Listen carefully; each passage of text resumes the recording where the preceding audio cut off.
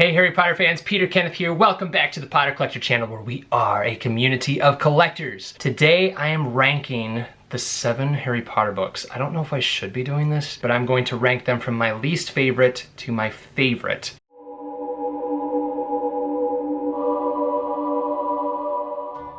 Now, before you start yelling at me, I love all of the Harry Potter books, but I do enjoy some more than others. And if we are honest with ourselves, I think you guys probably have a ranking as well.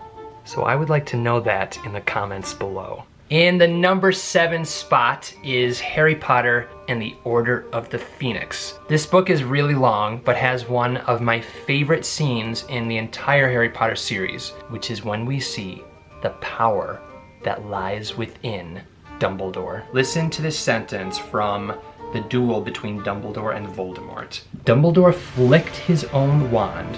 The force of the spell that emanated from it was such that Harry, though shielded by his golden guard, felt his hair stand on end as it passed. And this time, Voldemort was forced to conjure a shining silver shield out of thin air to deflect it. The force of the spell was so strong that even though Harry was behind a golden statue, the hairs on his neck stood up.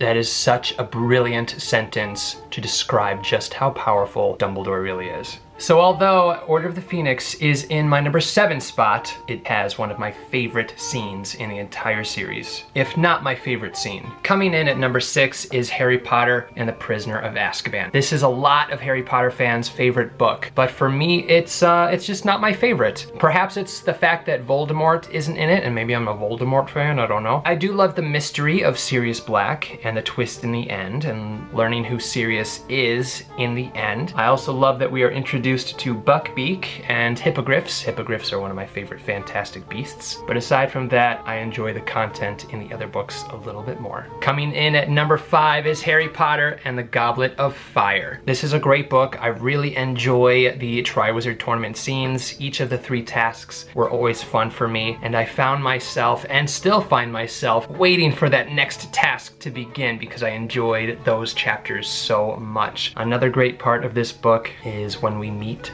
Voldemort. The thin man stepped out of the cauldron, staring at Harry, and Harry stared back into the face that had haunted his nightmares for 3 years.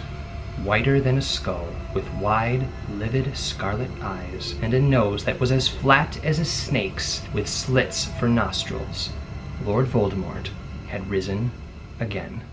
All right, down below, when you read that, what? I remember reading Goblet of Fire, and those chapters were like at 2 in the morning. And I was younger, and I remember being terrified reading that chapter and the next chapter, which is, I think, the Death Eaters? Yeah, the Death Eaters.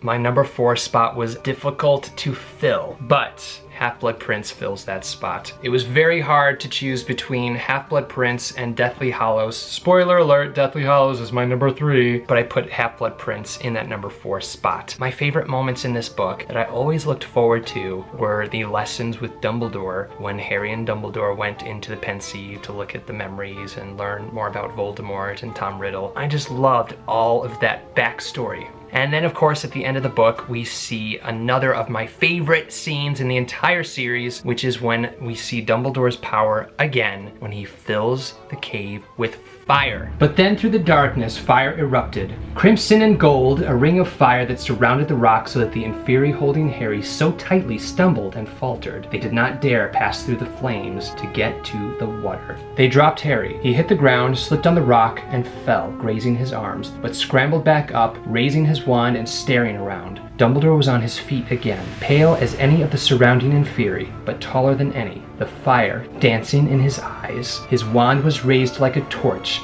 and from its tip emanated the flames like a vast lasso, encircling them all with warmth. and it seemed that the Inferi swarming below them did not dare resurface. So Dumbledore was already weak, right? And created fire surrounding the little island in that cave. Okay, real quick to the end of the chapter. "It's going to be all right, sir," Harry said over and over again, more worried by Dumbledore's silence than he had been by his weakened voice. "We're nearly there. I can apparate us both back. Don't worry." "I am not worried, Harry," said Dumbledore, his voice a little stronger despite the freezing water. "I am with you."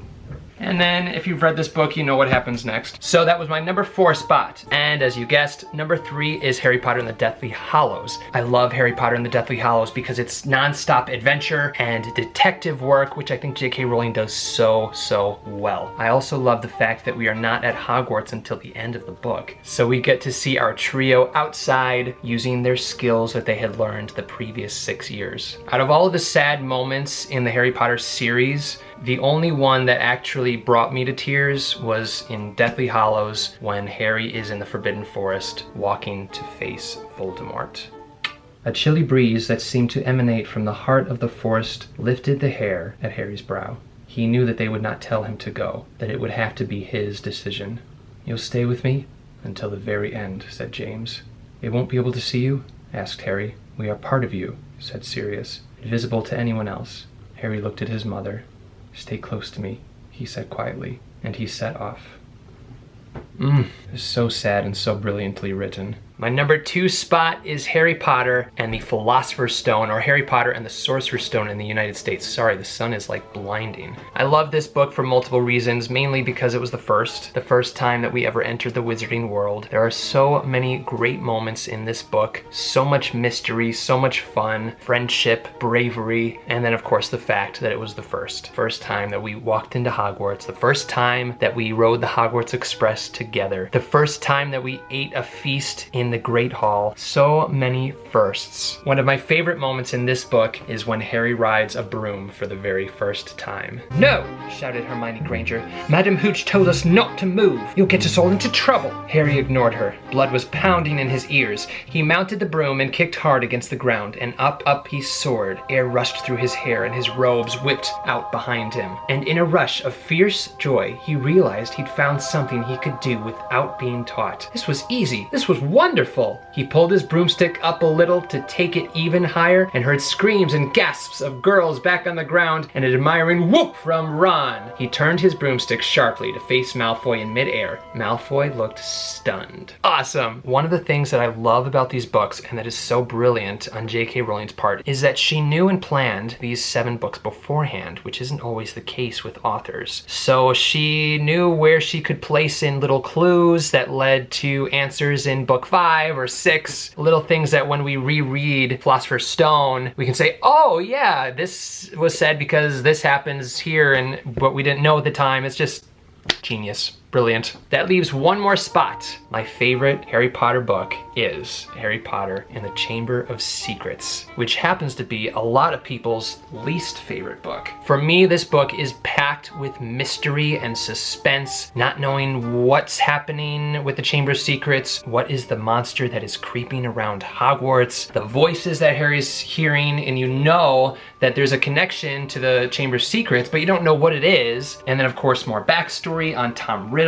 I just love this book. Every time I read it, I enjoy it. Even Gilderoy Lockhart is crazy, but you love the guy. Harry hurled around the whole of the 2nd floor. Ron and Hermione panted behind him, not stopping until they turned a corner into the last deserted passage. "Harry, what was that all about?" said Ron, wiping sweat off his face. "I couldn't hear anything." But Hermione gave a sudden gasp, pointing down the corridor. "Look!" Something was shining on the wall ahead. They approached, slowly, squinting through the darkness. Foot-high words had been dabbed on the wall between 2 windows, shimmering in the light cast by flaming torches. "The Chamber of Secrets has been opened. Enemies of the heir, beware." That is my ranking of Harry Potter books from least favorite to favorite. Now, I want to hear your list. I know that you guys have a list, so give your ranking down below. At least tell me your favorite and least favorite of the Harry Potter books. If you have any questions about Harry Potter books or what you saw today, please leave a comment down below. I will do my best to get back to you. Now it's time to like, comment, subscribe, and until next time, keep collecting. Thank you so much for watching. If you're new here, welcome. You can subscribe right up here. You can also look at some previously posted content down here. If you have any questions about Harry Potter books or collecting, please feel free to contact me. I'm always happy to help. But for now, I must go. See you next time. Whoa, where'd he go?